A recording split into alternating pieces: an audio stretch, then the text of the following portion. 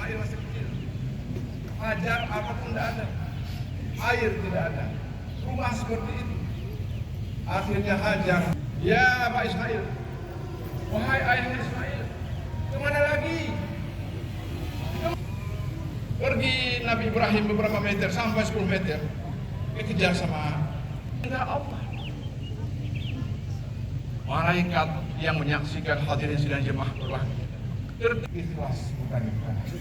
Ikhlas adalah awal dari segalanya. Hadirin sidang. Bahwa Nabi Ibrahim dikaruniai anak itu umur 100 tahun. Tapi begitu dapat anak, bagaimana Pak Imam tadi membacakan ayat? Kalau Rasul membuat ini, kalau hadirin mengucapkan bisa, tapi pikir sendiri, berdorong sendiri Nabi Ibrahim. Tidur lagi. Ayat ini hadirin sedang jamaah yang berbahagia. Arafil manam anni azbahuka fanzur maza tara. Hebatnya dalam kehidupan ini.